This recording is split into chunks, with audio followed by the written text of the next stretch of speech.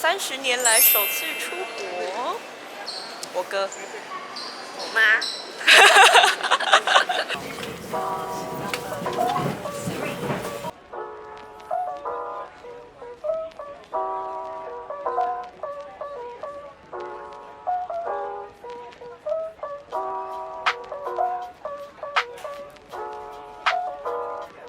很开心，儿子女儿愿意带我出来。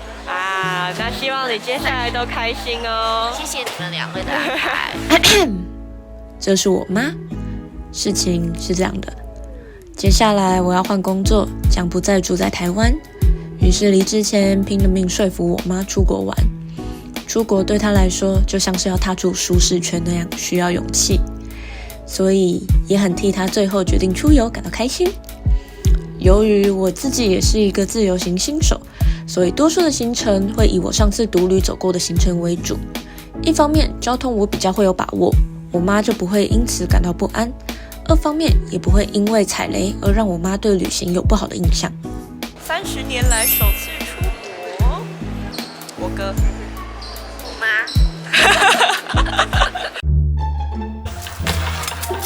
完蛋！这样怎么？我有确定机票是你的，我才拿出来。我刚刚去休息区的厕所，然后我想说，上一个厕所的人好像忘记带东西了，然后结果我就偷看一下，因为他没有关起来，然后就偷看一下，是我们要搭的航班，然后就上面是我哥的名字OK。真的还好我没有发现，不然你就岔赛了，黄先生。大岔赛要上飞机了。对啊，要上飞机了，会紧张吗？10年后，还好，平常心吧。平常心。啊，你之前不是说很紧张？还没坐上去啊，坐上去空间变小，心情上还有呼吸频率上就会有改变。没事，深呼吸。一定会耳鸣，我上回做过。耳鸣的话，就要假装自己在咬口香糖，然后就可以去平衡耳压。我们现在要准备上飞机啦！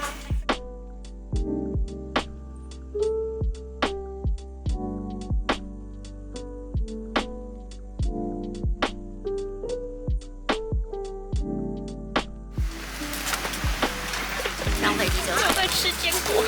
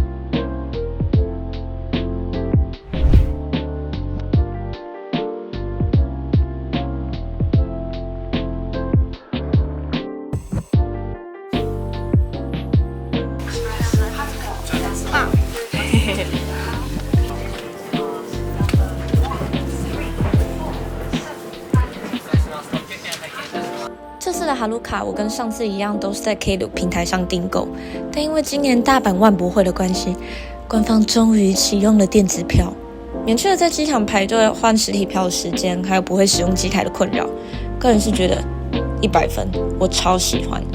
像这次我们家3个人的票都是用我的手机买的，所以在刷票的时候也都是先用我这边刷，因为我还找不太到分票的功能，算是唯一小可惜的地方，但也有可能是我不太会用啦。总之方便很多，分享给大家。A few moments later， 我刚刚投这个玉米浓汤，超烫，我觉得是有到一种有点烫手的感觉。刚刚省略了一大堆片段，因为我们刚刚基本上就是在交通。我们到了京都车站之后，就是搭计程车，特别是带我妈出门，还是舒服一点比较好。现在我们要去吃大阪烧，而且是我上次吃过的那家。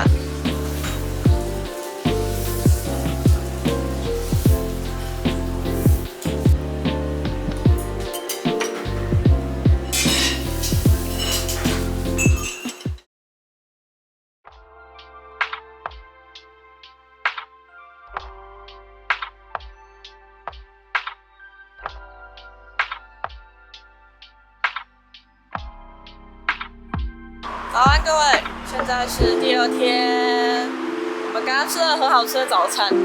那个，我妈一开始还很担心，说什么日本会吃不到水果，我说没有，一定会让你吃的很够。你觉得纳豆如何？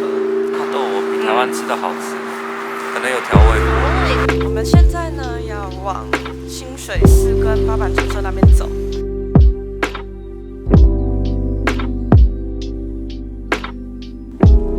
我们早上到清水寺的时间大概是落在9点半到10点半之间，人潮我觉得算是舒服的状态。但到了10点半之后，人就越来越多，我觉得就会比较难悠闲逛街，会有一种被人潮往前推着走的感觉。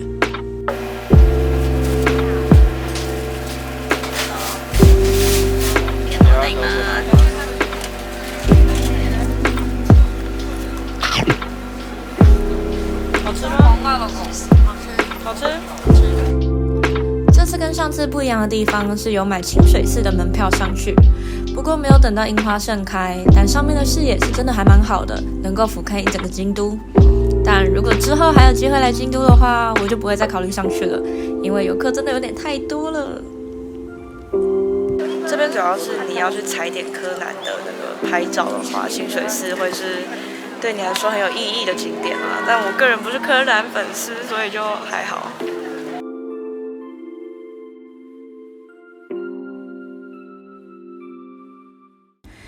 这次来日本的一大重点就是穿和服。耶，新的体验，拍一下你的头发。哇，他们手脚很快，编得很好呢。加上带着我妈出门，感觉她穿的话一定会超开心的。事实上也是，沿路上我和我哥帮她拍了非常多美照。但和服的缺点，我觉得就是木屐真的非常难穿耶。大家如果有去租借和服的店，记得一定要把自己的鞋子带出来，要拍照的时候再换成木屐就可以了。真的没有必要为难自己的脚。闻香而至。换完衣服后，闻香进入了路边一间法式薄饼餐厅，点了2个老板推荐的一咸一甜，都非常出乎意料的好吃耶。甚至连他们的芭乐汁都很好喝，很纯哦。证实了，与其相信旅游指南，还不如相信自己的鼻子。这间我个人真的私心大推。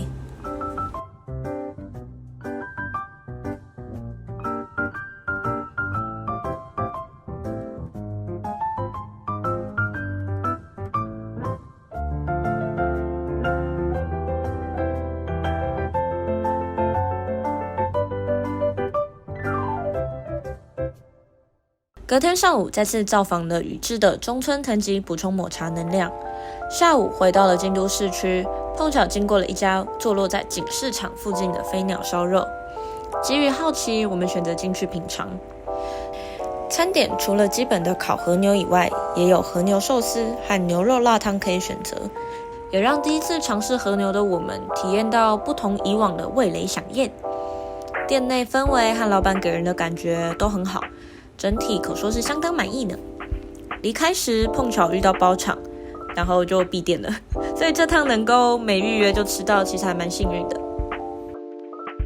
接着继续走符合我妈期待的吃行程，前后吃了哪一间我真的不晓得，因为主要都是我哥安排的，他是吃东西大将军。话说回来，锦市场的人潮真的很惊人，是那种不管食物再好吃都无法治愈我的那种。我真的觉得我多待一下，我都会快闷死在里面。北野天满宫位于京都的西北方，是我这次关西行的 MVP。一进鸟居，安静幽静的氛围立刻让我的心灵平静下来。这里主要参拜的神是菅原道真，是日本的学问之神，有点类似台湾在拜的文昌帝君。有看咒术的应该也知道，就是对他们说5条悟的祖先。映入眼帘的是盛开的粉色世界，不是大家访日必访的樱花，而是常被观光客忽略的梅花。和热门景点相比呢，也许是因为雨天的关系，当天的人潮非常的少。我真的会觉得，我能够这么幸福吗？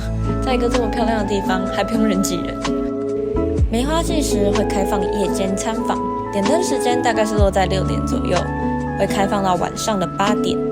里面还有一个梅花园，叫做花之庭，可以付费，1200日币可以进去，小孩则是半价600日币。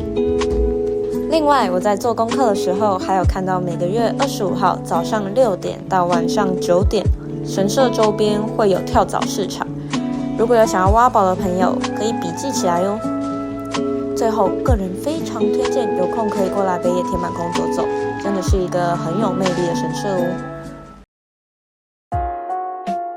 最后1天半的行程主要都是在交通去大阪，还有跟我妈买伴手礼。由于行程过于紧凑，就没有花太多时间记录，因为跟我之前那次的重复性蛮高的。5天4夜的旅程过得比想象中都还要快，也希望我妈在这几天的日子里有感受到我和我哥规划的心意。最后，谢谢默默把影片看完的大家。